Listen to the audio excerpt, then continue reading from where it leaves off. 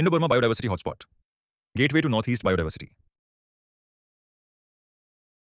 The Indo Burma hotspot मुख्य रूप से इंडिया के नॉर्थ ईस्टर्न स्टेट्स में फैला हुआ है। दिलचस्प बात यह है कि असम प्लेन्स इस हॉटस्पॉट का हिस्सा नहीं है।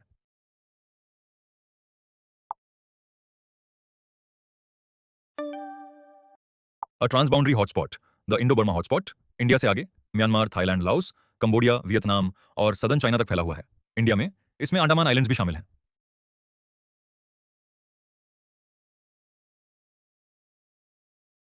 UPSC trap.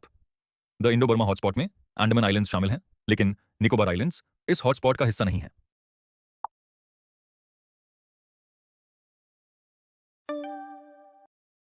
Rich biodiversity, dense forests और अबंडेंट रेनफॉल समृद्ध बायोडाइवर्सिटी को सपोर्ट करते हैं। यहाँ की प्रमुख स्पीसीज में हुलॉक गिबन, गोल्डन लैंगर और सांगाई शामिल हैं।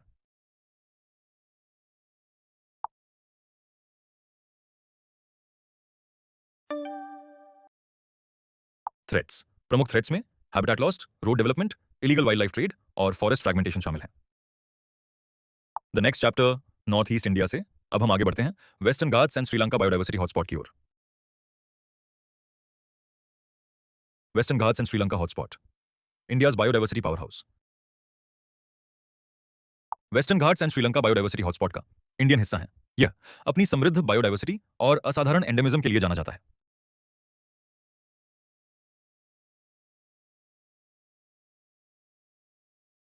Where is it located? The western Ghats Gujarat से केरला तक फैले हुए हैं और 6 राज्यों को कवर करते हैं। ये अरेबियन सी के समानांतर फैले हुए हैं।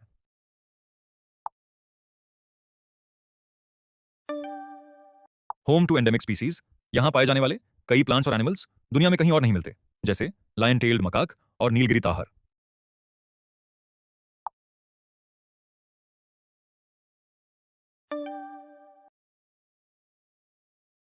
Threats, deforestation, plantations, mining, dams, roads और हैबिटेट फ्रैगमेंटेशन जैसी ह्यूमन एक्टिविटीज इस हॉटस्पॉट के लिए बड़ा खतरा है। द नेक्स्ट स्टेप, इंडिया के बायोडाइवर्सिटी हॉटस्पॉट्स की हमारी जर्नी जारी है। अब आइए पूर्व की ओर चलते हैं और संडरलैंड बायोडाइवर्सिटी हॉटस्पॉट को डिस्कवर करते हैं। संडरलैंड बायोडाइवर्सिटी हॉटस्पॉट, भारत का सबसे छोटा biodiversity hotspot. The Sunderland hotspot Nicobar द्वीप समूह और इंडोनेशिया, मलेशिया, सिंगापुर, ब्रुनाई तथा फिलीपींस के कुछ हिस्सों में फैला हुआ है।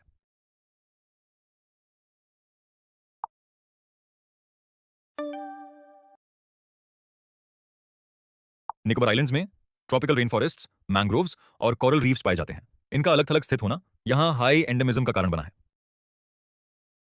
यहाँ की एंडेमिक स्पीसीज में निकोबार मेगापोड और निकोबार ट्री श्रू शामिल हैं। इसके अलावा सॉल्ट वाटर क्रोकोडाइल्स और जायंट रॉबर क्रैब्स भी यहाँ पाए जाते हैं।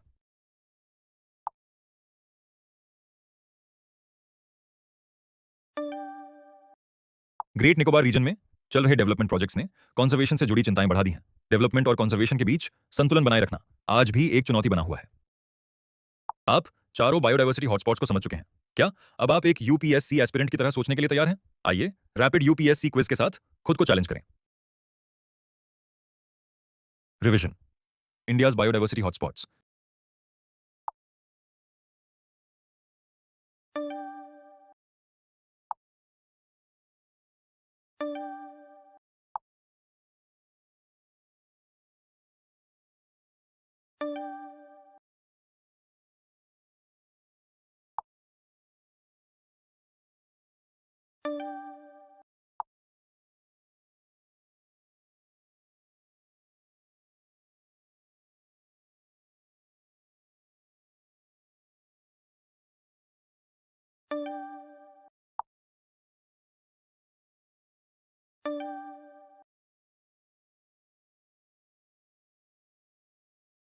Keystone species, small numbers big impact. Keystone species ऐसे ऑर्गेनिजम्स होते हैं जिनका किसी इकोसिस्टम पर प्रभाव उनकी संख्या से कहीं अधिक होता है।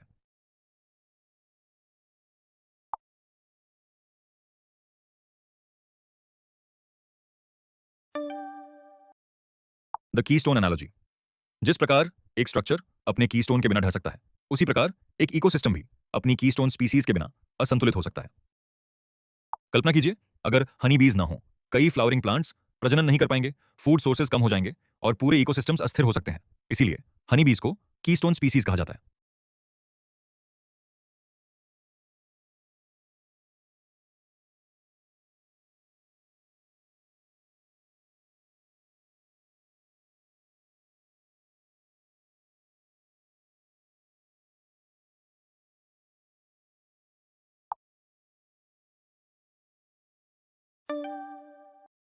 द नेक्स्ट क्वेश्चन, क्या एक स्पीसीज हजारों दूसरी स्पीसीज के लिए घर बना सकती है? आइए देखते हैं कि फाउंडेशन स्पीसीज इकोसिस्टम्स को कैसे आकार देती हैं। Foundation species building habitats for life. Foundation species ऐसे ऑर्गेनिजम्स होते हैं जो हैबिटेट्स बनाते हैं जिससे कई अन्य स्पीसीज वहां जीवित रह पाती हैं।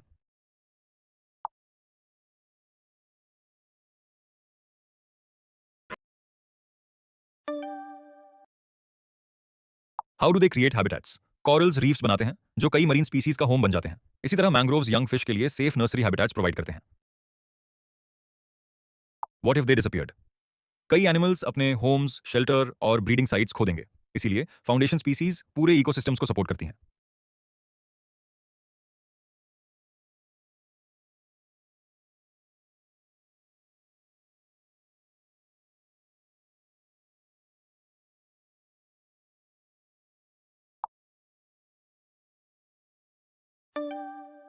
द नेक्स्ट क्वेश्चन, क्या हो अगर एक स्पीसीज को प्रोटेक्ट करने से कई दूसरी स्पीसीज भी ऑटोमेटिकली प्रोटेक्ट हो जाएंगी? अब अम्ब्रेला स्पीसीज को समझते हैं। Umbrella species guardians of entire ecosystems. Umbrella species umbrella species ऐसे ऑर्गेनिजम्स होते हैं जिनका कंजर्वेशन उसी हैबिटेट में रहने वाली कई अन्य स्पीसीज की भी अप्रत्यक्ष रूप से सुरक्षा करता है। अफ्रीकन एलिफेंट्स सूखे के मौसम में वाटर होल्स खोदते हैं जो कई एनिमल्स को पानी उपलब्ध कराते हैं। एलिफेंट्स का कंजर्वेशन उनके शेयर्ड हैबिटेट और वहां रहने वाली कई अन्य स्पीसीज की भी सुरक्षा करता है।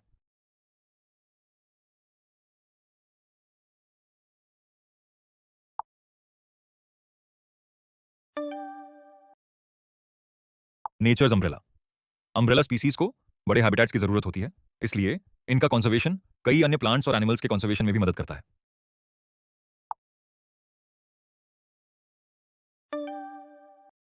कमिंग अप नेक्स्ट, क्या आप कीस्टोन फाउंडेशन और अम्ब्रेला स्पीसीज के बीच अंतर पहचान सकते हैं? अपने कॉन्सेप्ट्स को रैपिड यूपीएस क्विज के साथ चैलेंज कीजिए। Revision, ecosystem engineers.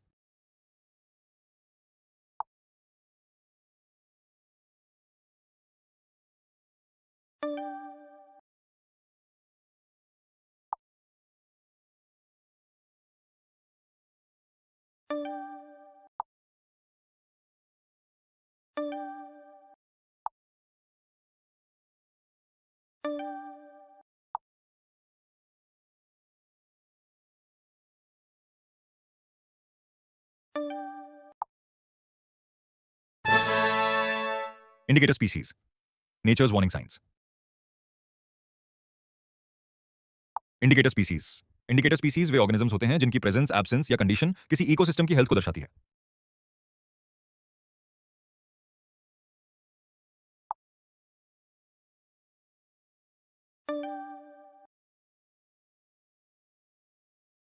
From concept to example, frogs water pollution के प्रति सेंसिटिव होते हैं। उनकी पॉपुलेशन में गिरावट एक अनहेल्थी फ्रेश वाटर इकोसिस्टम का संकेत हो सकती है।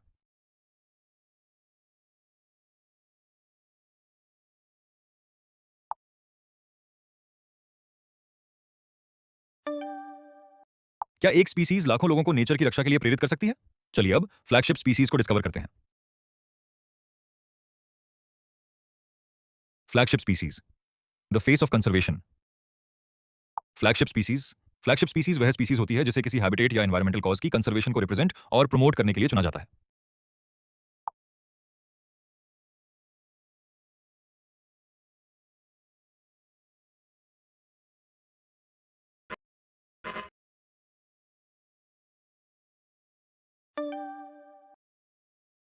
One species a global message. Polar bear climate change का एक प्रमुख सिंबल बन चुका है। इसका सर्वाइवल लोगों को याद दिलाता है कि आर्कटिक की रक्षा क्यों महत्वपूर्ण है। फ्रॉम सिंबल टू कंजर्वेशन, क्योंकि लोग फ्लैगशिप स्पीसीज के साथ आसानी से कनेक्ट करते हैं, ये स्पीसीज पब्लिक अवेयरनेस बढ़ाने, कंजर्वेशन फंडिंग जुटाने और पूरे इकोसिस्टम्स की रक्षा के लिए सपोर्ट बढ़ाने में मदद करती हैं।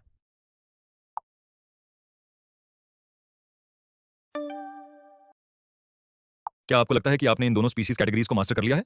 चलिए रैपिड क्विज का प्रयास करके पता लगाते हैं। Revision, flagship and indicator species.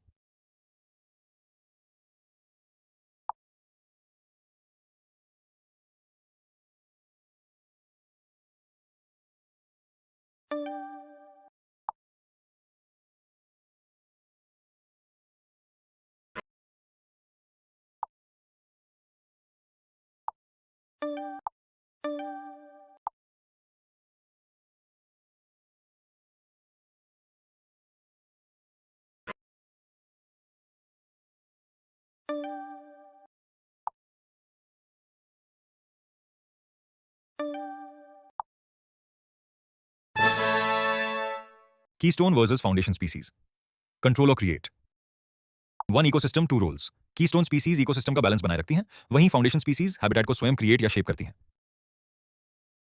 See the difference. Keystone का मतलब है कंट्रोल करता है। उदाहरण के लिए टाइगर्स प्लांट ईटिंग एनिमल्स की संख्या को बहुत अधिक बढ़ने से रोकते हैं, जिससे फॉरेस्ट की रक्षा होती है। वहीं फाउंडेशन का मतलब है क्रिएट करता है। उदाहरण के लिए कॉरल्स मरीन लाइफ के लिए रीफ हैबिटेट्स बनाते हैं।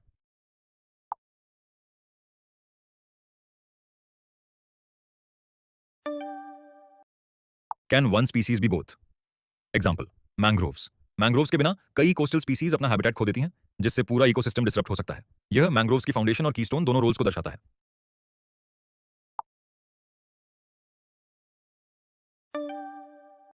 क्या आप एक और यूपीएससी कॉन्सेप्ट चेक के लिए रेडी हैं? चलिए अम्ब्रेला स्पीसीज और फ्लैगशिप स्पीसीज के बीच डिफरेंस को समझते हैं। Umbrella versus flagship species. Protect और inspire. Same goal, different rules. Umbrella species अपने हैबिटेट की रक्षा के माध्यम से कई अन्य स्पीसीज को प्रोटेक्ट करती हैं। वहीं फ्लैगशिप स्पीसीज लोगों को कंजर्वेशन का सपोर्ट करने के लिए प्रेरित करती हैं।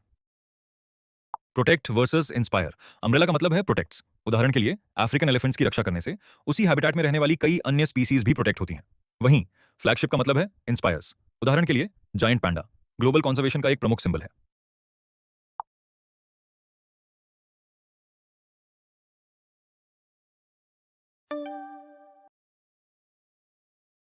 Can one species be both? Example, tiger. Tiger के हैबिटेट की रक्षा करने से कई अन्य स्पीसीज भी प्रोटेक्ट होती हैं। वहीं टाइगर लोगों को कंजर्वेशन के लिए सपोर्ट करने को प्रेरित करता है। यह टाइगर की अम्ब्रेला और फ्लैगशिप दोनों रोल्स को दर्शाता है। यूपीएससी अक्सर इन स्पीशीज कैटेगरीज को ट्रिकी कंपैरिजंस के माध्यम से टेस्ट करता है। अब रैपिड रिवीजन क्विज के साथ अपनी अंडरस्टैंडिंग को टेस्ट कीजिए। रिवीजन। UPSC species comparison.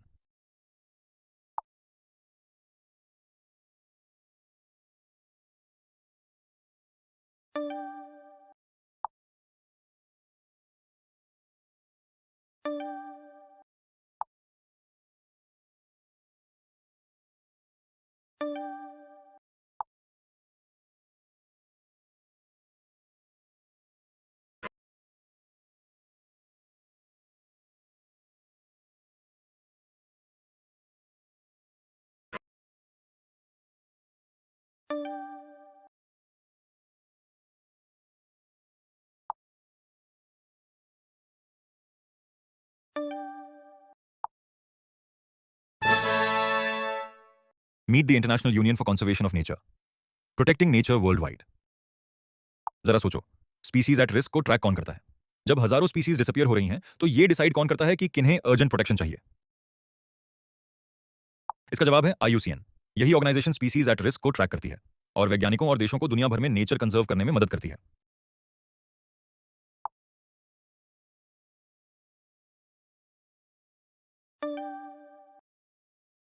अब आईयूसीएन के क्विक फैक्ट्स समझते हैं। आईयूसीएन की स्थापना 1948 में हुई थी और इसका हेडक्वार्टर्स ग्लैंड, स्विट्जरलैंड में है।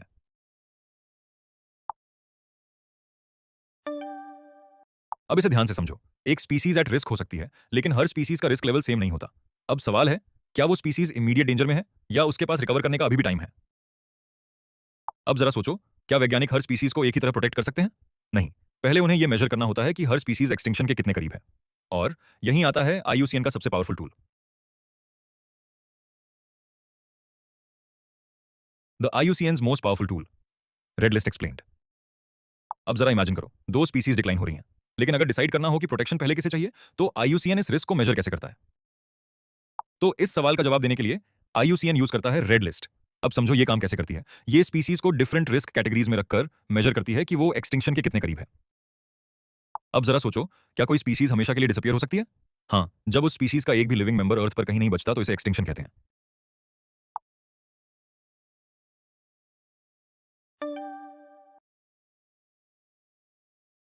अब एक इंपॉर्टेंट डिफरेंस समझो। रेड लिस्ट किसी स्पीसीज का एक्सटिंक्शन रिस्क दिखाती है, लेकिन रेड डेटा बुक ये थ्रेटेंड स्पीसीज के बारे में इंफॉर्मेशन रिकॉर्ड करती है। आईयूसीएन रेड लिस्ट सिर्फ एनिमल्स और प्लांट्स की कहानी नहीं है, यह उन फंगाई को भी ट्रैक करती है जो धीरे धीरे गायब होने के खतरे में है।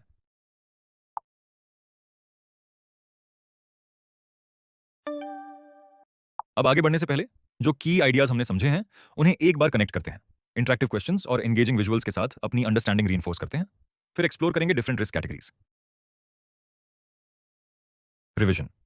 Meet the IUCN.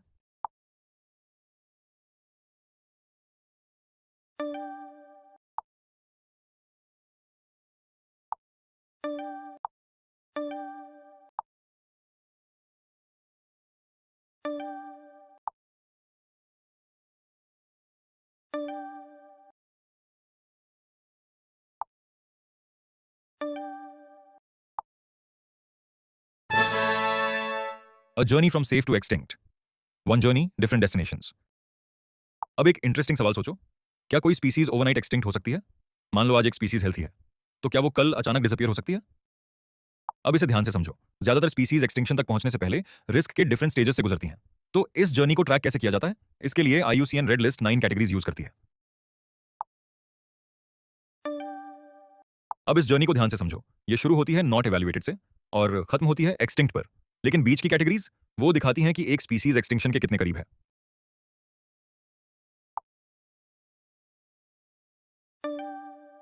अब इस जर्नी में हर स्पीसीज की डेस्टिनेशन सेम नहीं होती।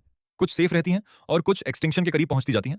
लेकिन सवाल है, किन कैटेगरीज को ऑफिशियली थ्रेटेंड कहा जाता है? चलिए आगे जानते हैं। Which categories are truly threatened? Who needs the most protection? अब हमने जाना कि रेड लिस्ट में 9 कैटेगरीज होती हैं। क्या सभी 9 कैटेगरीज डेंजरस हैं? लेकिन जरा सोचो, क्या हर कैटेगरी का मतलब है कि स्पीसीज सीरियस थ्रेट में है? अब इसका जवाब समझो। 9 कैटेगरीज में से सिर्फ 3 को ऑफिशियली थ्रेटेंड कहा जाता है। कौन सी 3? वल्नरेबल, एंडेंजर्ड और क्रिटिकली एंडेंजर्ड। अब सवाल है, सिर्फ यही 3 कैटेगरीज थ्रेटेंड क्यों कहलाती हैं? क्योंकि अगर कंजर्वेशन एफर्ट्स फेल हो जाएं तो इन स्पीसीज को एक्सटिंक्शन का हाई रिस्क होता है। इसीलिए इन्हें सबसे ज्यादा प्रोटेक्शन और अटेंशन की जरूरत होती है।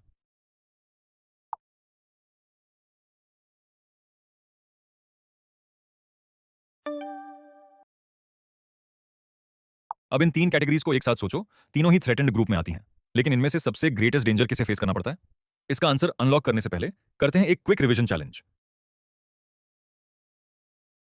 रिवीजन। Understanding red list.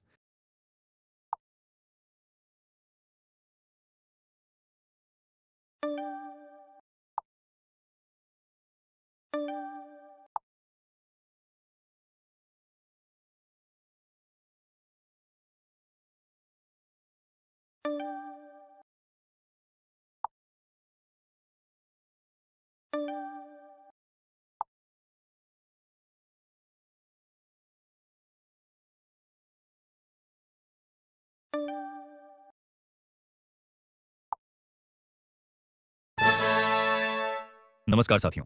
आज एक्सप्लोर करते हैं एक इंपॉर्टेंट क्वेश्चन। कब कोई स्पीसीज ऑफिशियली थ्रेटेंड कहलाती है? आखिर वो पहला वार्निंग साइन क्या होता है? अगर कोई स्पीसीज अब सेफ नहीं मानी जाती, तो क्या इसका मतलब है कि वो एक्सटिंक्शन के बिल्कुल करीब पहुंच चुकी है या अभी भी उसके पास बचने का मौका है? समझते हैं पहली थ्रेटेंड कैटेगरी को, वल्नरेबल। जब किसी स्पीसीज को एक्सटिंक्शन का हाई रिस्क होता है तो उसे वल्नरेबल कैटेगरी में रखा जाता है। लेकिन टाइमली कंजर्वेशन एफर्ट से वो अभी भी रिकवर कर सकती है। अब एक एग्जांपल से इसे समझते हैं। Greater one horn rhinoceros. ये स्पीसीज मुख्य रूप से असम में पाई जाती है, खासकर काजीरंगा और मनस नेशनल पार्क्स में। आज इसे वल्नरेबल कैटेगरी में क्लासिफाई किया गया है।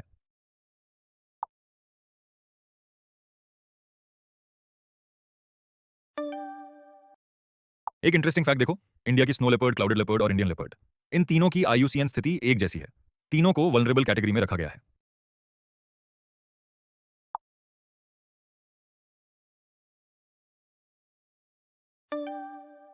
लेकिन जर्नी यहीं खत्म नहीं होती। वल्नरेबल सिर्फ पहली वार्निंग है।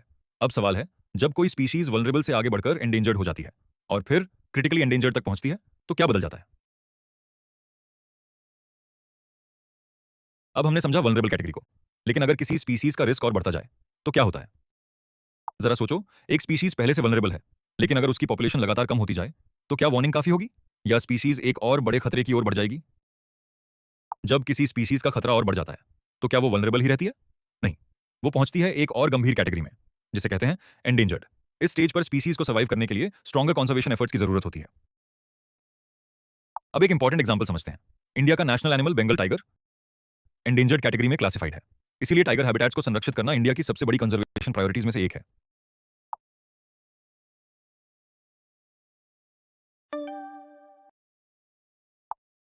लेकिन जर्नी यहीं खत्म नहीं होती। इवन एंडेंजर्ड स्पीसीज की पॉपुलेशन भी और कम हो सकती है। अब सवाल है, जब सर्वाइवल एक बहुत ही नाजुक स्थिति पर आ जाए, तो स्पीसीज के साथ क्या होता है?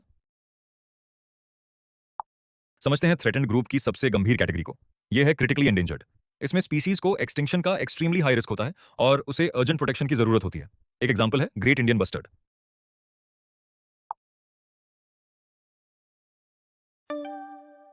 अब जरा सोचो, क्या कोई स्पीशीज वाइल्ड से डिसअपियर होने के बाद भी अलाइव रह सकती है? मान लो एक स्पीशीज जंगलों में दिखाई नहीं देती, तो क्या वो अर्थ पर कहीं और सर्वाइव कर सकती है? आंसर जानने से पहले खुद को टेस्ट करो।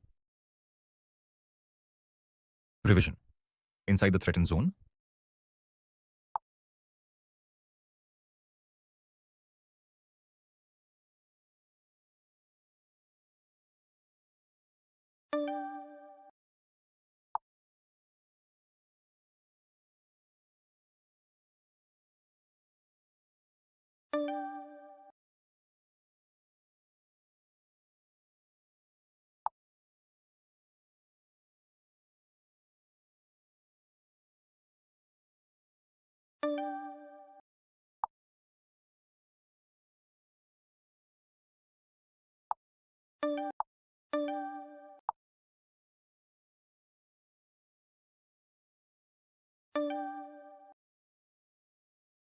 अगर कोई स्पीशीज नेचर से गायब हो जाए, तो क्या वो हमेशा के लिए खो जाती है? अब जरा इमेजिन करो, एक स्पीसीज अपने नेचुरल हैबिटेट से पूरी तरह गायब हो गई है। तो क्या वो एक्सटिंक्ट हो चुकी है, या फिर क्या वो कहीं और अभी भी जीवित हो सकती है? Meet extinct in the wild. अब इसका जवाब समझते हैं। जब कोई स्पीसीज अपने नेचुरल हैबिटेट में जीवित नहीं रहती, तो उसे extinct in the wild category में रखा जाता है। लेकिन सवाल है, क्या वो हमेशा के लिए गायब हो गई है? लेकिन उम्मीद अभी भी बाकी है। कुछ इंडिविजुअल जूज, बोटानिकल गार्डन्स या कंजर्वेशन ब्रीडिंग सेंटर्स में जीवित हो सकते हैं। यही कंजर्वेशनिस्ट्स को उन्हें दोबारा वाइल्ड में रीइंट्रोड्यूस करने का मौका देता है।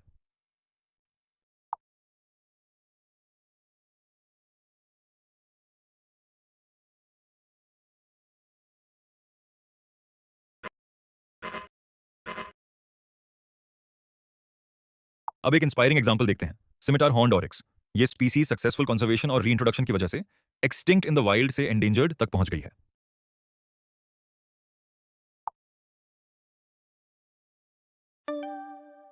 अब एक आखिरी सवाल सोचो, क्या होता है जब अर्थ पर उस स्पीशीज का एक भी लिविंग इंडिविजुअल नहीं बचता? तभी समझ आएगा कि एक्सटिंक्ट का असली मतलब क्या है।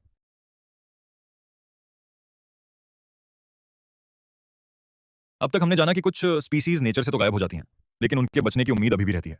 लेकिन जब उम्मीद भी खत्म हो जाए, तब क्या होता है? यहीं से शुरू होती है। अब जरा सोचो, कोई स्पीसीज वाइल्ड से गायब हो सकती है, लेकिन फिर भी कहीं और जीवित रह सकती है। लेकिन क्या होगा जब अर्थ पर उस स्पीसीज का एक भी लिविंग इंडिविजुअल नहीं बचे? अब समझते हैं आखिरी कैटेगरी को, एक्सटिंक्ट। जब अर्थ पर किसी स्पीसीज का एक भी लिविंग इंडिविजुअल नहीं बचता, तो उसे एक्सटिंक्ट कैटेगरी में रखा जाता है। और एक बार स्पीसीज एक्सटिंक्ट हो जाए, तो वो हमेशा के लिए खो जाती है।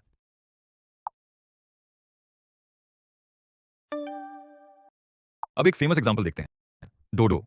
ये एक्सटिंक्ट स्पीसीज का सबसे जाना माना एग्जांपल है। आज डोडो सिर्फ हिस्ट्री बुक्स और म्यूजियम्स में ही मौजूद है। Know the difference. अब इन दोनों कैटेगरीज का डिफरेंस समझो। एक्सटिंक्ट इन द वाइल्ड का मतलब है स्पीसीज ह्यूमन केयर में अभी भी जीवित है। वहीं एक्सटिंक्ट का मतलब है अर्थ पर उस स्पीसीज का एक भी लिविंग इंडिविजुअल नहीं बचा है।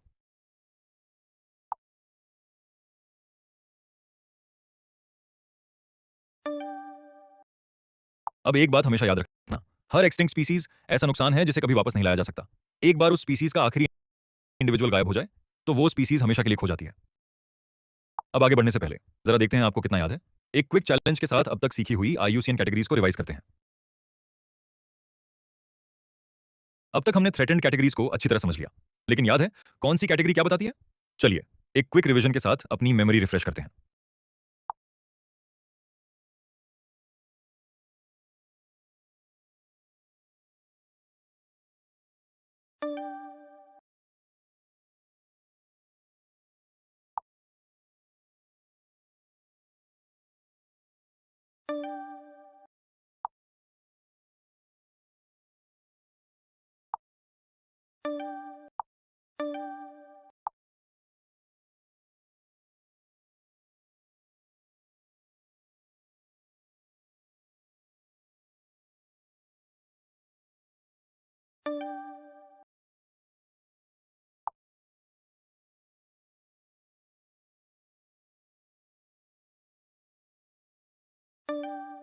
अब एक बात हमेशा याद रखना, जब तक उम्मीद बाकी है तब तक स्पीसीज को प्रोटेक्ट करना जरूरी है। क्योंकि एक बार कोई स्पीसीज एक्सटिंक्ट हो जाए तो उसे वापस लाने का कोई दूसरा मौका नहीं होता। नमस्कार साथियों। जो चीज आज सुरक्षित लगती है, क्या वो हमेशा सुरक्षित रहेगी? यही सवाल हमें ले जाता है एक नए टॉपिक की ओर। चलिए समझते हैं सेफ टुडे सेफ फॉरएवर। लेकिन हर स्पीसीज एक्सटिंक्शन के खतरे में नहीं होती। कई स्पीसीज आज भी सुरक्षित हैं, इनकी पॉपुलेशन हेल्थी हैं और ये अच्छी तरह सर्वाइव कर रही हैं।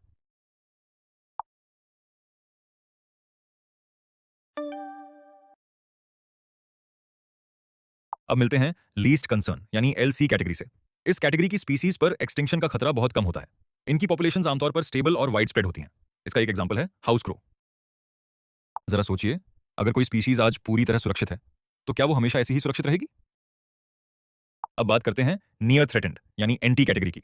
ये स्पीसीज फिलहाल थ्रेटेंड नहीं है, लेकिन अगर हालात ऐसे ही रहे तो ये जल्द ही थ्रेटेंड कैटेगरी में पहुंच सकती हैं।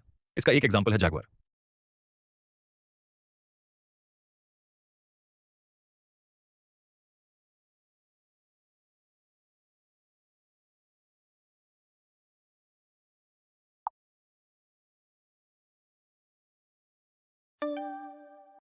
लेकिन यहां एक आखिरी मिस्ट्री है।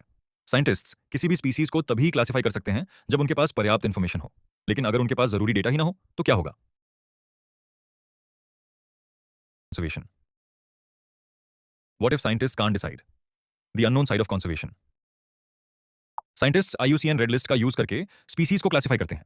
लेकिन सवाल है, अगर किसी स्पीसीज के बारे में उसके एक्सटिंक्शन रिस्क को डिसाइड करने के लिए पर्याप्त एविडेंस ही ना हो तो क्या होगा? अब जानते हैं डेटा डिफिशिएंट यानी डीडी कैटेगरी के बारे में। इस कैटेगरी में स्पीसीज का असेसमेंट किया जा चुका होता है, लेकिन साइंटिस्ट के पास उसके एक्सटिंक्शन रिस्क को डिटरमिन करने के लिए पर्याप्त इंफॉर्मेशन नहीं होती।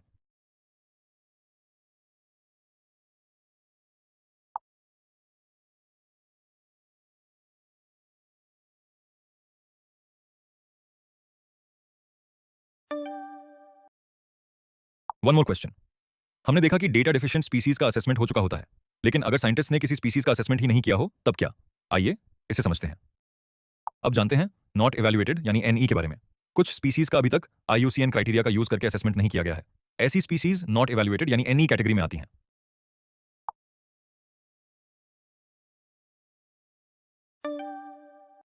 अब एक फाइनल चैलेंज। आप नॉन थ्रेटेंड कैटेगरीज की चारों कैटेगरीज के बारे में जान चुके हैं। अब देखिए, क्या आप बिना कंफ्यूज हुए इन चारों कैटेगरीज को पहचान सकते हैं? Outside the danger zone.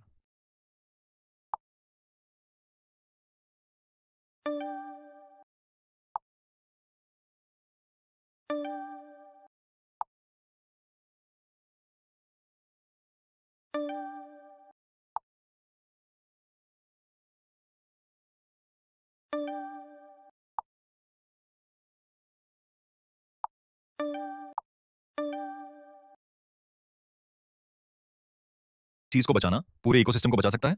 आज हम जानेंगे इंडिया के सबसे बड़े वाइल्ड लाइफ कंजर्वेशन मिशन में से एक के बारे में। एक समय था जब इंडिया के जंगल टाइगर्स की दहाड़ से गूंजते थे, लेकिन धीरे धीरे उनकी संख्या कम होने लगी। आखिर इंडिया के टाइगर्स कहां चले गए? चलिए इसी को समझते हैं। टाइगर का कोई नेचुरल एनिमी नहीं था, लेकिन फॉरेस्ट सिकुड़ने लगे, प्रे की संख्या घटने लगी और हंटिंग बढ़ती गई। इन सभी कारणों से टाइगर्स की संख्या तेजी से कम होने लगी।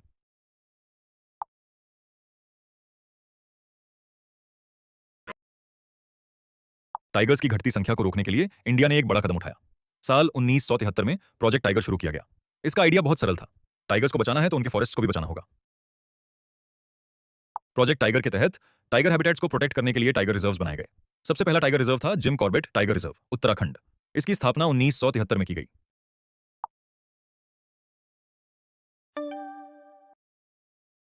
तो अब तक हमने देखा कि प्रोजेक्ट टाइगर शुरू हुआ और टाइगर रिजर्व्स बनाए गए, लेकिन प्रोजेक्ट टाइगर सिर्फ फॉरेस्ट को प्रोटेक्ट करने तक सीमित नहीं था। इस पूरे मिशन को लीड करने के लिए एक ऑर्गेनाइजेशन की जरूरत थी। तो ये जिम्मेदारी किसने संभाली? यही जानेंगे अगले लेसन में। टाइगर कंजर्वेशन को सफल बनाने के पीछे कौन सी व्यवस्था और प्रयास काम करते हैं? आखिर कौन संभालता है इंडिया के टाइगर मिशन को? प्रोजेक्ट टाइगर के बढ़ने के साथ इसे संभालने के लिए एक मजबूत गार्डियन की जरूरत महसूस हुई और यही जिम्मेदारी दी गई नेशनल टाइगर कंजर्वेशन अथॉरिटी को। लेकिन एनटीसीए को इतनी पावर कहां से मिली? इसकी स्थापना 2006 के अमेंडमेंट के तहत हुई। यह amendment wild life protection act 1972 में किया गया था। इसी एक्ट ने इसे स्टैट्यूटरी पावर्स दी।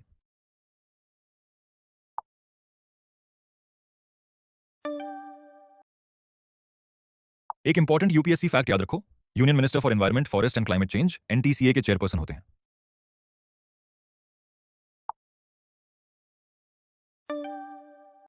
मिशन इम्पॉसिबल तुम्हारा मिशन है इंडिया के टाइगर्स को काउंट करना, लेकिन अगर टाइगर कभी दिखाई ही ना दे, कभी कभी जंगल खुद अपनी कहानी बता देता है। टाइगर को देखे बिना उसकी मौजूदगी का पता कैसे चलता है?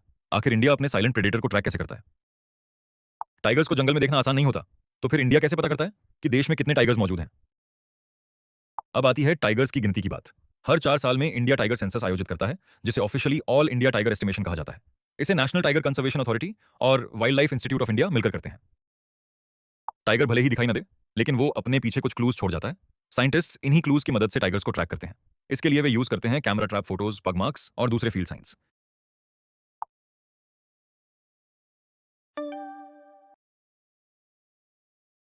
टाइगर कंजर्वेशन में एक इंपॉर्टेंट टूल है एम स्ट्राइप्स।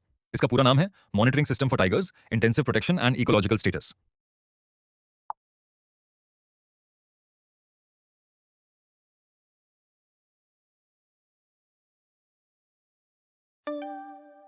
टाइगर कंजर्वेशन की एक बड़ी सक्सेस स्टोरी देखो। 2022 के असेसमेंट में इंडिया में 3682 टाइगर्स रिकॉर्ड किए गए। ये दिखाता है कि जब साइंस, पॉलिसी और लोग साथ मिलकर काम करते हैं तो कंजर्वेशन सफल हो सकता है। प्रोजेक्ट टाइगर से लेकर टाइगर कंजर्वेशन की पूरी कहानी तक, चलो रिवाइज करते हैं the tiger mission.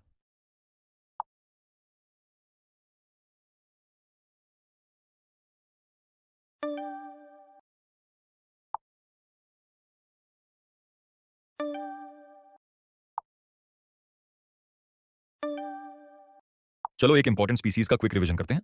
Bengal tiger, इसका आईयूसीएन स्टेटस है एंडेंजर्ड, और वाइल्ड लाइफ प्रोटेक्शन एक्ट 1972 के तहत इसे शेड्यूल 1 में रखा गया है।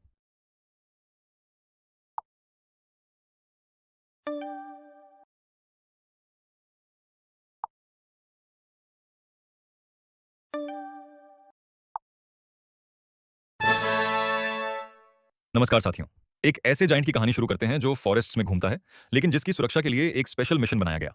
ये है प्रोजेक्ट एलिफेंट। एक एलिफेंट का हर कदम सिर्फ उसके लिए नहीं होता। वो फॉरेस्ट्स में सीड्स फैलाता है, हैबिटेट्स को शेप करता है और वाइल्ड लाइफ के लिए रास्ते बनाता है। इसीलिए एलिफेंट्स को इकोसिस्टम इंजीनियर्स कहा जाता है।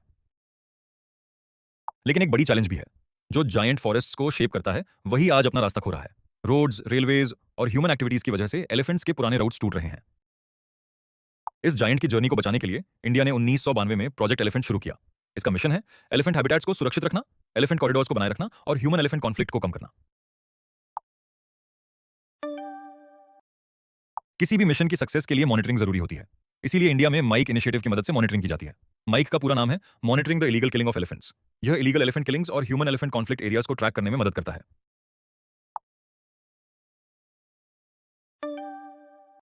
लेकिन कहानी यहीं खत्म नहीं होती। एलिफेंट्स को आज भी हमारी प्रोटेक्शन की जरूरत है। हर सेफ कॉरिडोर उन्हें एक बेहतर फ्यूचर देता है। लेकिन अब एक और इंडियन जाइंट की कहानी शुरू होती है जो एक अलग चैलेंज का सामना कर रहा है। Next, the Lions last kingdom.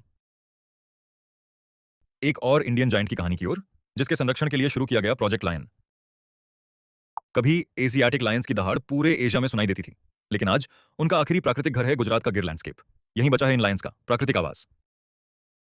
गिर ने आखिरी जंगली एशियाटिक लायंस को संरक्षण दिया। सालों के कंजर्वेशन एफर्ट से इनकी पॉपुलेशन में सुधार आया।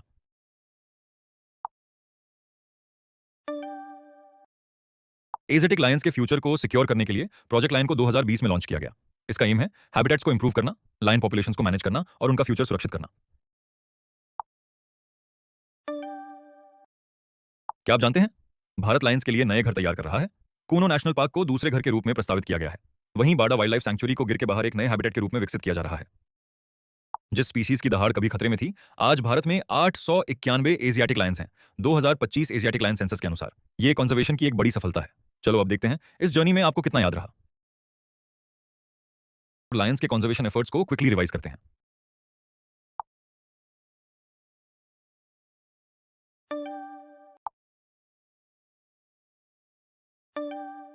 चलो एक इंपॉर्टेंट स्पीसीज का क्विक रिवीजन करते हैं। एशियाटिक लायन, इसका आईयूसीएन स्टेटस है वल्नरेबल, और वाइल्ड लाइफ प्रोटेक्शन एक्ट 1972 के तहत इसे शेड्यूल 1 में रखा गया है।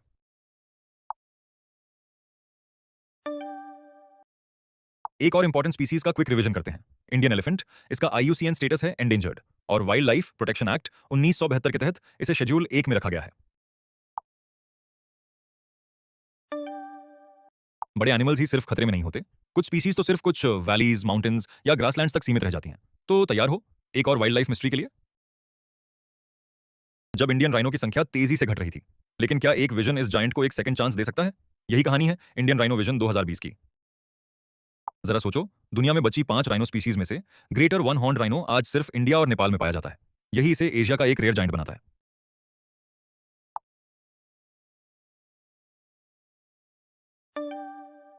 ये जायंट कहाँ रहता है? Greater one horn rhino Assam के काजीरंगा नेशनल पार्क में ग्रासलैंड्स और रिवराइन फॉरेस्ट्स में अपना हैबिटेट बनाता है।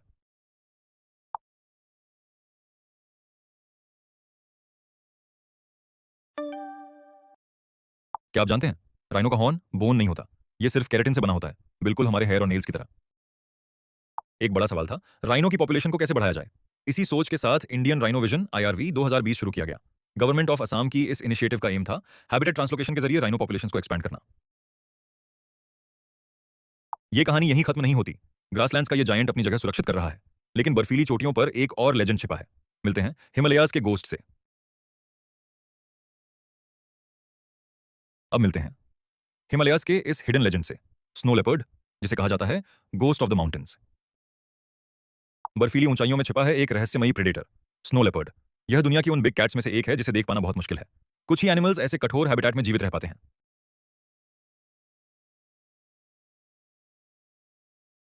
इसी वजह से इसे कहा जाता है गोस्ट ऑफ द माउंटेन्स। इसका ग्रे स्पॉटेड कोट रॉक्स और स्नो के बीच ऐसे ब्लेंड हो जाता है कि इसे देख पाना लगभग इम्पॉसिबल हो जाता है।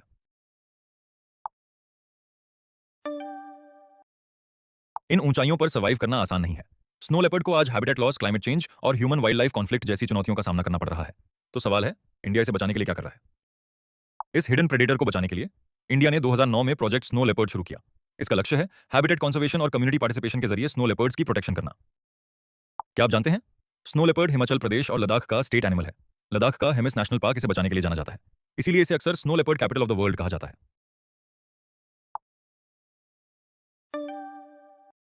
एक नया सवाल आपका इंतजार कर रहा है। कुछ स्पीशीज के पास कई माउंटेन्स होते हैं, लेकिन क्या होगा अगर किसी स्पीशीज का सिर्फ एक ही वैली में घर बचा हो? अगली कहानी, सेविंग हंगुल।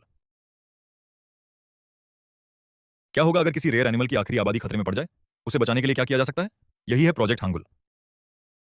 कश्मीर की खूबसूरत वैलीज में रेड डियर की एशियाटिक सबस्पीसीज की आखिरी सर्वाइविंग पॉपुलेशन रहती है। इसे हंगुल या कश्मीर स्टैग कहा जाता है। हंगुल सिर्फ भारत में पाया जाता है। इसका मुख्य हैबिटेट जम्मू और कश्मीर के डाचिगम नेशनल पार्क के रिवरिन फॉरेस्ट्स हैं। लेकिन हंगुल का घर अब सुरक्षित नहीं है। हैबिटेट का सिकुड़ना, लाइव स्टॉक कॉम्पिटिशन और अवैध शिकार, ये सभी हंगुल के अस्तित्व के लिए बड़ा खतरा बन चुके हैं। तो हंगुल को बचाने के लिए क्या किया जा सकता है? इसीलिए शुरू किया गया प्रोजेक्ट हंगुल। 1970 में जम्मू एंड कश्मीर गवर्नमेंट ने international Union for Conservation of nature और वर्ल्ड वाइल्ड लाइफ फंड के सहयोग से इस प्रोजेक्ट की शुरुआत की। इसका उद्देश्य है हैबिटेट प्रोटेक्शन, जनसंख्या की पुनर्प्राप्ति और वैज्ञानिक निगरानी।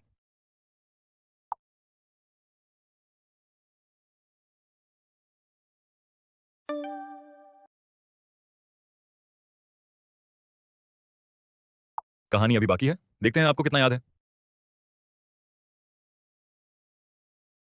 समय है एक क्विक रिवीजन का। तो चलिए कुछ क्वेश्चंस और इंपॉर्टेंट फैक्ट्स के साथ आज की लर्निंग को मजबूत करते हैं।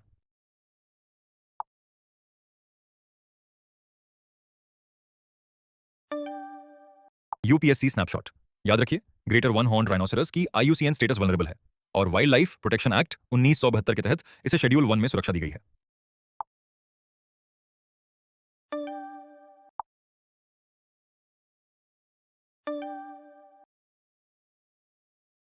यूपीएससी स्नैपशॉट, याद रखिए, स्नो लेपर्ड की IUCN red list status vulnerable है।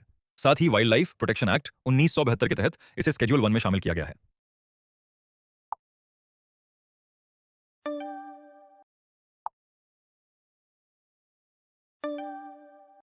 यूपीएससी स्नैपशॉट, याद रखिए, हंगुल, जिसे कश्मीर स्टैग भी कहा जाता है, IUCN रेड लिस्ट में क्रिटिकली एंडेंजर्ड यानी CR के रूप में वर्गीकृत है। साथ ही वाइल्ड लाइफ प्रोटेक्शन एक्ट 1972 के तहत इसे शेड्यूल 1 में शामिल किया गया है। लेकिन ये सफर यहीं खत्म नहीं होता। पहाड़ों और जंगलों के बाद अब आपका इंतजार कर रही है नदियों, वेटलैंड्स और कोस्ट्स की एक नई दुनिया। क्या आप अगले एडवेंचर के लिए तैयार हैं? नमस्कार साथियों, भारत की नदियां सिर्फ मछलियों का ही नहीं, बल्कि दुर्लभ डॉल्फिन्स का भी घर है। जानते हैं प्रोजेक्ट डॉल्फिन के बारे में?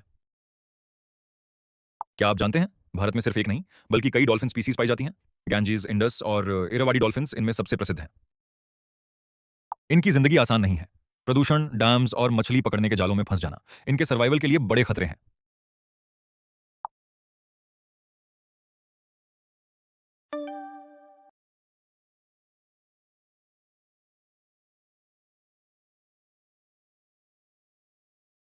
इन्हें बचाने के लिए भारत ने साल 2020 में प्रोजेक्ट डॉल्फिन शुरू किया। इसका उद्देश्य है रिवर और मरीन डॉल्फिन्स दोनों और उनके हैबिटेट्स का संरक्षण करना। यूपीएससी के लिए एक महत्वपूर्ण फैक्ट याद रखिए, Gangetic, Indus and Irrawaddy dolphins तीनों की आईयूसीएन स्टेटस एंडेंजर्ड है। कहानी यहीं खत्म नहीं होती। अगर डॉल्फिन्स के लिए प्रोजेक्ट डॉल्फिन है, तो क्या घड़ियाल, मगर और सॉल्ट वाटर क्रोकोडाइल्स के लिए भी कोई प्रोजेक्ट है? अगले लेसन में जानते हैं। क्या आप जानते हैं भारत में ऐसे रेप्टाइल्स भी हैं जो लाखों वर्षों से धरती पर जीवित जीवित हैं? समझते हैं क्रोकोडाइल कंजर्वेशन प्रोजेक्ट के बारे में। क्या आप जानते हैं भारत में सिर्फ एक नहीं बल्कि 3 नेटिव क्रोकोडिलियन स्पीसीज पाई जाती हैं, घड़ियल, मगर और सॉल्ट वाटर क्रोकोडाइल।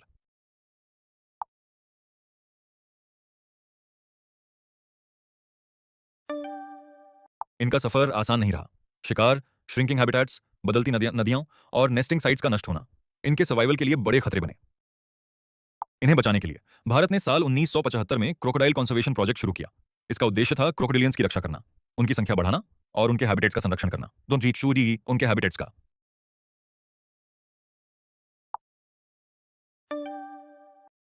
क्या आप जानते हैं घड़ियल का नाम संस्कृत शब्द घर से आया है, क्योंकि नर घड़ियल की नाक के सिरे पर घड़े जैसी एक उभार होता है।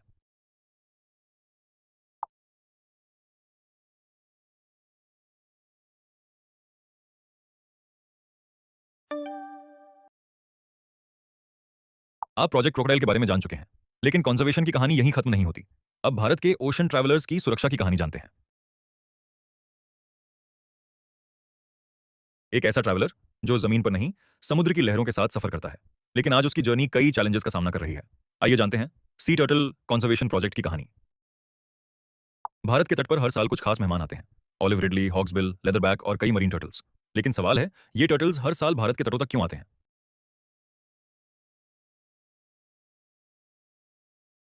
हर साल ये टर्टल्स अपने अंडे बिछाने के लिए वापस आते हैं, लेकिन क्या इनके लिए हर बीच अब सेफ है? प्लास्टिक, ब्राइट लाइट्स और ह्यूमन एक्टिविटीज इनकी इस जर्नी को कठिन बना रहे हैं। लेकिन इन समुद्री यात्रियों को बचाने के लिए क्या किया जा रहा है? इसी उद्देश्य से भारत ने 1999 में सी टर्टल कंजर्वेशन प्रोजेक्ट शुरू किया। इसका लक्ष्य है नेस्टिंग बीचेस को बचाना और मरीन टर्टल हैबिटेट्स को कंजर्व करना।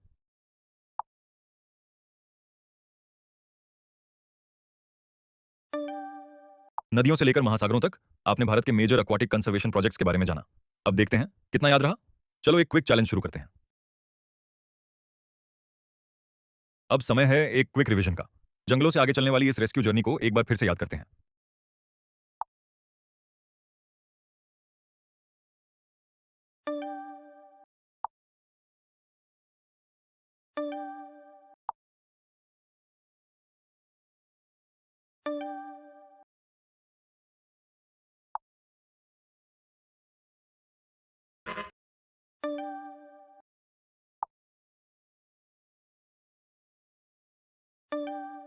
लेकिन कंजर्वेशन की कहानी यहीं खत्म नहीं होती।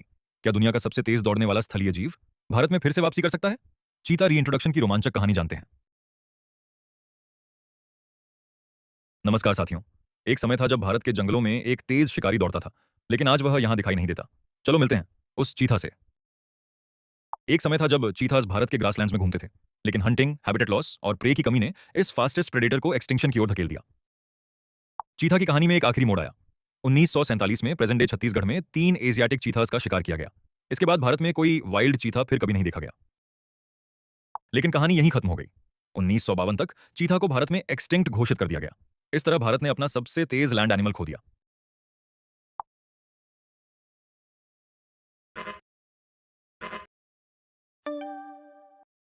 लेकिन एक इंटरेस्टिंग बात है, भारत से गायब होने के बाद भी चीता पूरी तरह खत्म नहीं हुआ। आज ये स्पीसीज 2 रीजन्स में बची हुई है। अफ्रीकन चीता अफ्रीका में पाया जाता है और एशियाटिक चीता अब केवल ईरान में सर्वाइव करता है। चीता की दोनों पॉपुलेशंस की स्थिति अलग-अलग है। अफ्रीकन चीता को वल्नरेबल यानी वीयू कैटेगरी में रखा गया है, जबकि एशियाटिक चीता क्रिटिकली एंडेंजर्ड यानी सीआर कैटेगरी में है।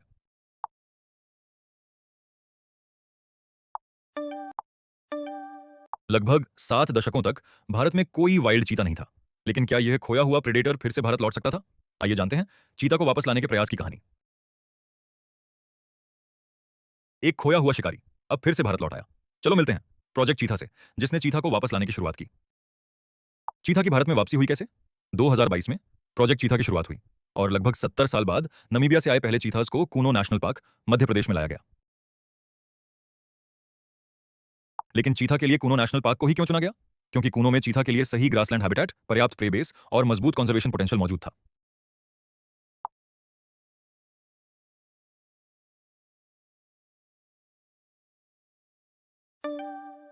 क्या प्रोजेक्ट चीता को कोई सक्सेस मिला?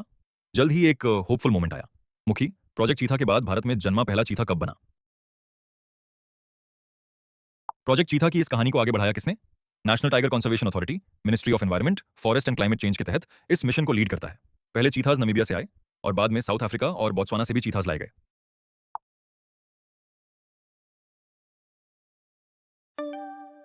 विलुप्त होने की कगार से लेकर 2026 में भारत में 50 से ज्यादा चीते हो गए हैं और इसी तरह भारत के खोए हुए शिकारी ने एक नई शुरुआत की है। अब देखते हैं चीता की वापसी की कहानी आपको कितनी याद है। चलो करते हैं इसका क्विक रिवीजन।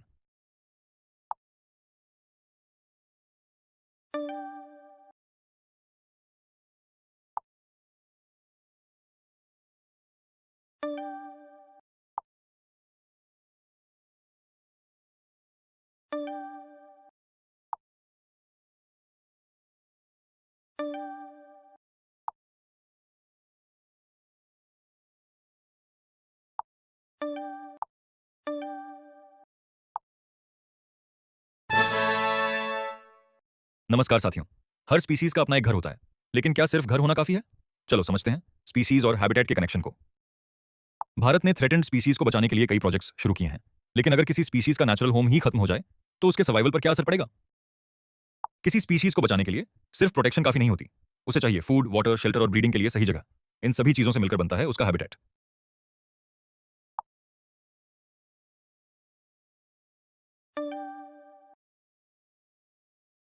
हैबिटेट सिर्फ एक जगह नहीं होती, ये एक लिविंग नेटवर्क है जहां प्लांट्स हर्बिवोर्स को फूड देते हैं और हर्बिवोर्स प्रेडेटर्स को सपोर्ट करते हैं। इस पूरे नेटवर्क में हर स्पीसीज एक दूसरे से जुड़ी होती है। अगर इस नेटवर्क की एक लिंक भी टूट जाए तो क्या सिर्फ एक स्पीसीज प्रभावित होगी? नहीं, इसका असर पूरे इकोसिस्टम पर पड़ता है। इसीलिए मॉडर्न कंजर्वेशन सिर्फ एक स्पीसीज नहीं बल्कि पूरे हैबिटेट को प्रोटेक्ट करती है।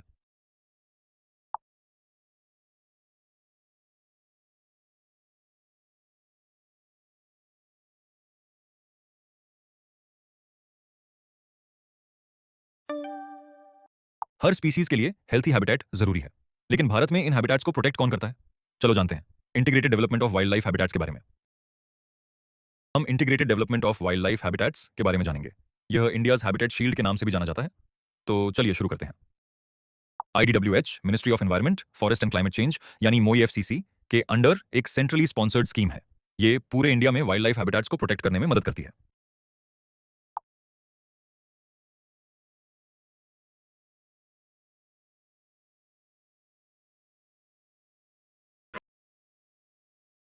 पॉलिसी से प्रोटेक्शन तक, आईडीडब्ल्यूएच स्टेट्स और यूनियन टेरिटरीज को फाइनेंशियल सपोर्ट प्रोवाइड करता है। ये support habitat conservation, protected areas की देखभाल और थ्रेटेंड स्पीसीज की रिकवरी के लिए दिया जाता है। हैबिटेट्स की प्रोटेक्शन से कई स्पीसीज को सुरक्षित रहने में मदद मिलती है, लेकिन कुछ क्रिटिकली थ्रेटेंड स्पीसीज को रिकवर करने के लिए एक्स्ट्रा सपोर्ट की भी जरूरत होती है। इन्हीं स्पीसीज की मदद के लिए आईडीडब्ल्यूएच में स्पीसीज रिकवरी प्रोग्राम शामिल किया गया है, जो 22 थ्रेटेंड स्पीसीज पर फोकस करता है। इस प्रोग्राम के तहत फोकस्ड कंजर्वेशन प्लान्स बनाए जाते हैं ताकि इनकी पॉपुलेशंस को फिर से बढ़ाया जा सके।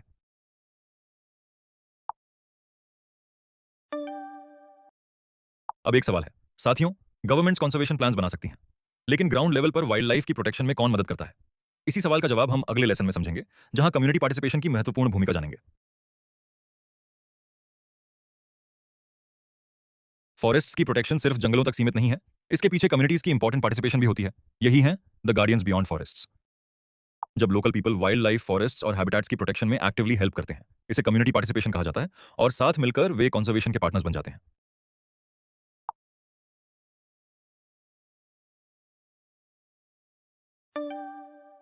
राजस्थान में बिश्नोई कम्युनिटी ने सदियों से नेचर की रक्षा की है। उनकी ट्रेडिशंस ने खिजरी ट्रीज और ब्लैक बग्स को कंजर्व किया।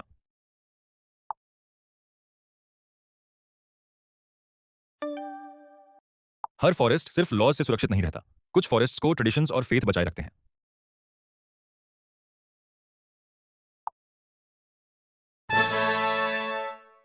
क्या आपने कभी ऐसे फॉरेस्ट्स के बारे में सुना है जिन्हें लोग सदियों से सेक्रेड मानकर बचाते आए हैं? इस लेसन में चलो जानते हैं सेक्रेड ग्रोव्स के बारे में। हर प्रोटेक्टेड फॉरेस्ट के चारों ओर फेंसेस या फॉरेस्ट गार्ड्स नहीं होते। कुछ फॉरेस्ट्स को लोकल कम्युनिटीज पीढ़ियों से अपनी ट्रेडिशंस के जरिए बचाती आई हैं। इन्हीं फॉरेस्ट्स को सेक्रेड ग्रोव्स कहा जाता है। छोटे होने के बावजूद सेक्रेड ग्रोव्स का इम्पैक्ट बहुत बड़ा होता है। ये रेयर प्लांट्स, बायोडाइवर्सिटी और लोकल इकोसिस्टम्स को प्रोटेक्ट करते हैं। कर्नाटक के देवराकाडु और मेघालय के मावफलांग इसके कुछ फेमस एग्जांपल्स हैं।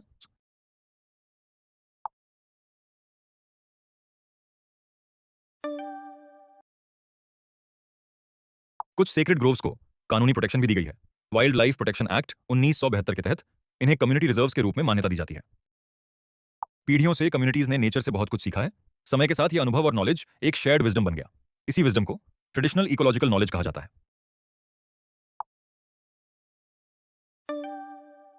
समय है रिकॉल करने का। हमने जाना कि भारत बायोडाइवर्सिटी को कैसे प्रोटेक्ट करता है। अब देखते हैं आपने कितना याद रखा है। चलो अपनी नॉलेज को टेस्ट करते हैं। हमने जो भी सीखा उसे एक बार फिर याद करते हैं। चलो इस रिवीजन के साथ अपनी यूपीएससी रेडीनेस को चेक करते हैं।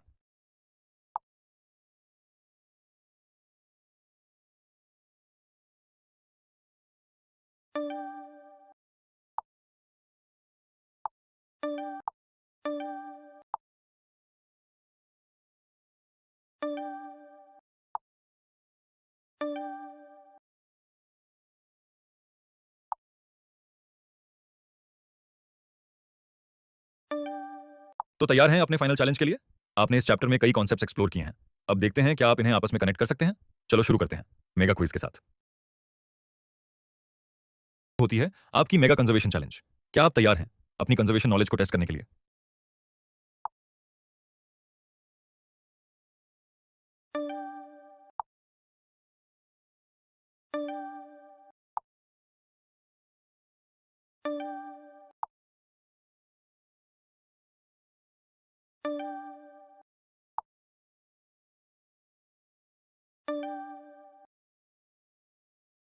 आपने पहला चेक पॉइंट सक्सेसफुली सिक्योर कर लिया है। लेवल 1 कंप्लीट हुआ, लेकिन मिशन अभी बाकी है। क्या आप अगले लेवल के लिए तैयार हैं? अगला मिशन शुरू करते हैं। अब आपके सामने हैं 5 नए चैलेंजेस। हर चैलेंज पूरा करते जाइए और अगले चेक पॉइंट तक पहुंचिए।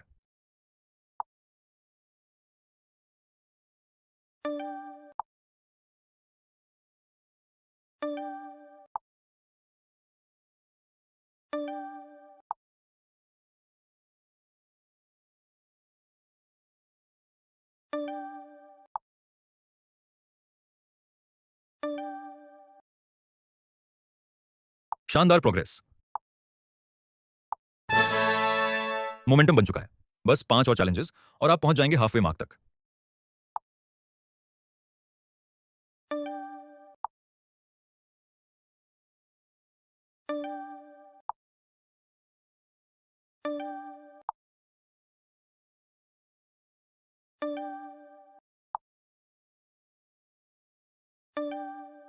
आपने हाफवे माइलस्टोन सफल। अब पीछे हटने का कोई सवाल नहीं है। तो पूरी ताकत लगाइए और इस मिशन को यादगार बनाइए।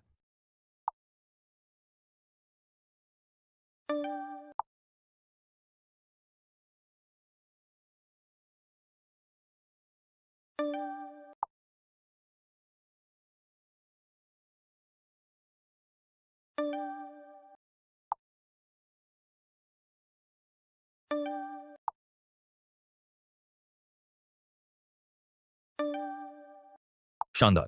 आपने लेवल आपने इस मिशन के लगभग सभी लेवल्स पार कर लिए हैं। बस एक फाइनल लेवल बाकी है। क्या आप चैप्टर मास्टरी हासिल कर पाएंगे?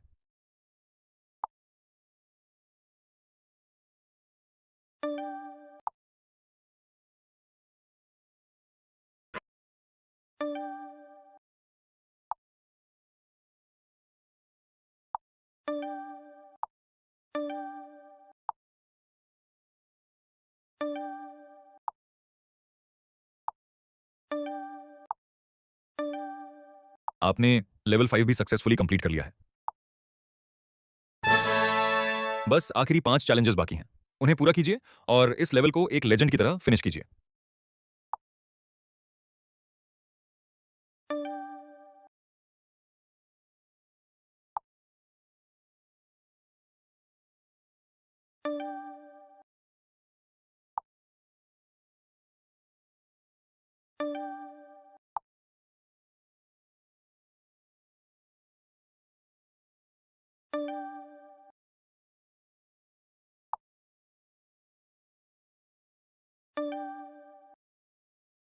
लेवल 5 कंप्लीट और 300 चैलेंजेस पूरे हो चुके हैं। परफेक्ट होना जरूरी नहीं, बस सीखते रहना जरूरी है। एक चैप्टर पूरा, अब अगली जीत आपका इंतजार कर रही है।